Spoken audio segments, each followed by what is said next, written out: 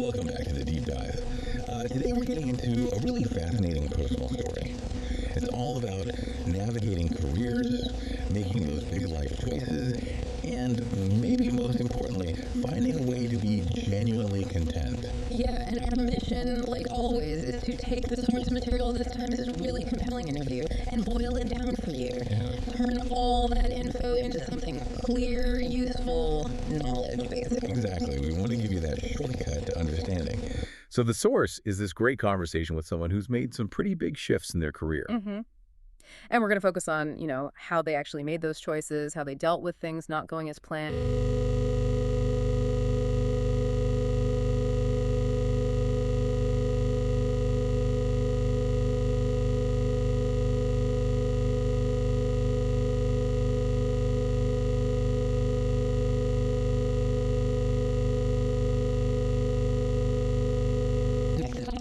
Definitely. Should be interesting.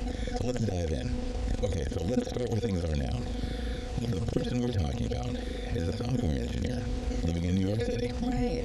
And they describe their life currently as very relaxed and genuinely enjoyable. Which is pretty good for New York. Doesn't it? They've got family, they have time for their interests, and this seems key. They feel they have enough time to do things they want. It paints this picture of, well, contentment. Yeah. And it seems this isn't just luck.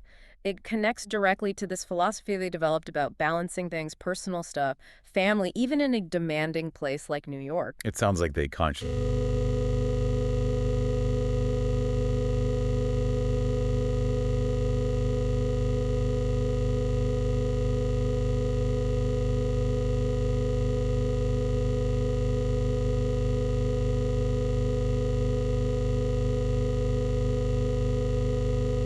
For the 2008 Gaokao. The Gaokao. For anyone who doesn't know, that's China's huge, incredibly high-stakes college entrance exam. Massive pressure. But here's an interesting wrinkle.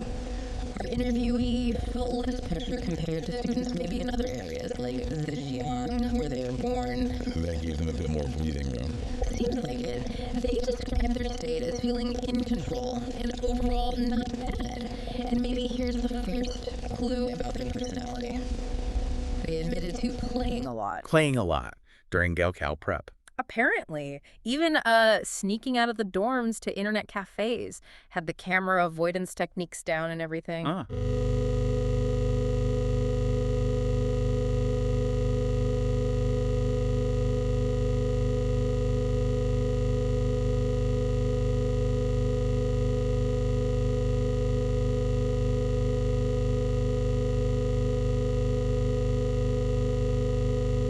Randomly assigned to major based on your score.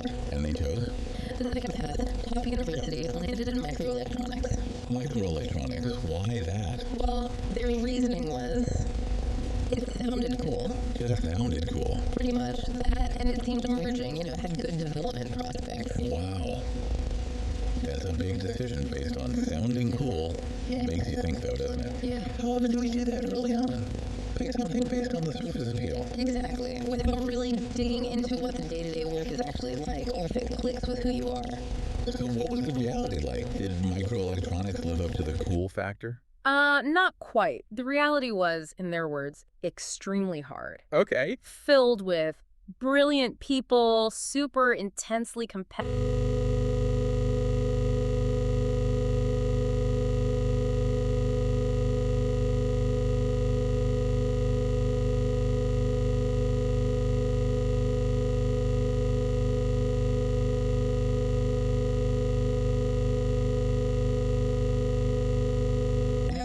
Do I actually enjoy any part of this?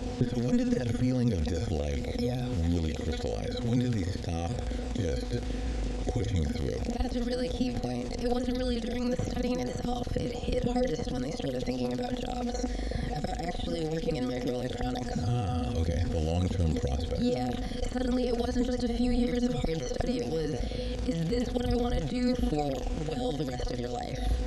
That question really forced a reevaluation. And what came out of that reevaluation?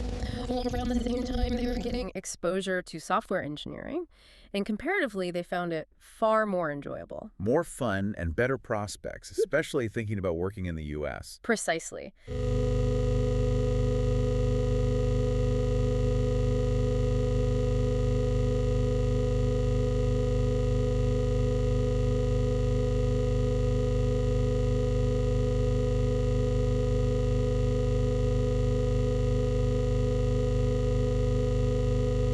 crucially in the U.S. Right, you often need that U.S. degree to get a work visa. Yeah, they called it a must-take path for working there. But the program itself was also important. It was described as a combined program. Combined, meaning? Meaning it wasn't just pure hardware or pure software. It blended the core hardware foundations they already had some background in with a lot of software development. So it gives them a direct comparison. Exactly. Hands-on experience in both, side by side almost, which must have really solidified their feeling that software was the better fit for them. So they make the switch, they're presumably happier in the new field. But what about all that time spent on microelectronics? 6 years, you said. Did they see that as like a waste?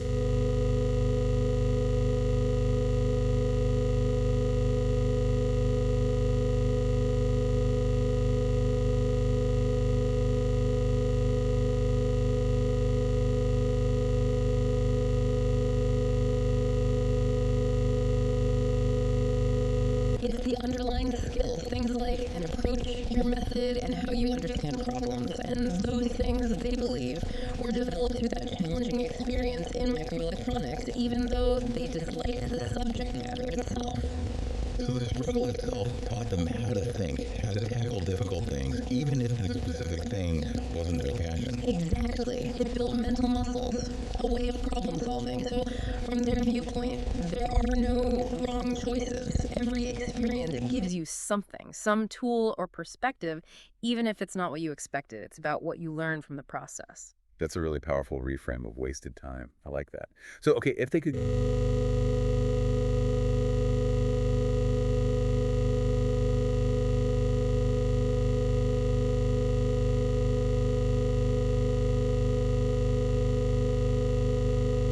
And second, related to that idea of no wasted time, is to try different things when you're young. Don't get paralyzed, or, as they put it, avoid wasting too much time being stuck or indecisive. Explore. Makes sense. Try stuff, learn from it, enjoy the process. But there was one more piece of advice, wasn't there? Something a bit more provocative. Yes. This one really stood out to me. The advice is play hard and study hard. But the key part is the follow-up. Don't be in an in-between state, half playing and half studying. Half-assing it, basically. Very much. They call going all in on one or the other the optimized solution. Commit fully.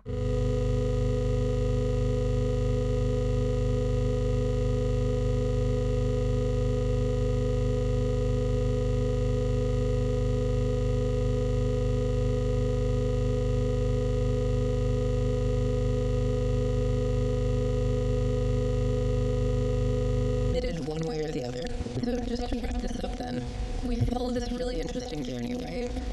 Started with a choice based on sounding cool. Led to a field they really didn't like. But that experience wasn't seen as waste. It built important skills and approach. And eventually led to a career in life they describe as relaxed and enjoyable. Yeah, and the core advice seems to be enjoy the moment, try things, learn from everything, and whatever you're doing, work or play, commit to it fully. Avoid that half-hearted middle. Right. So thinking about that whole philosophy, no wrong choices, the value of the approach over just knowledge and that call to go extreme, it leaves us with a final thought for you.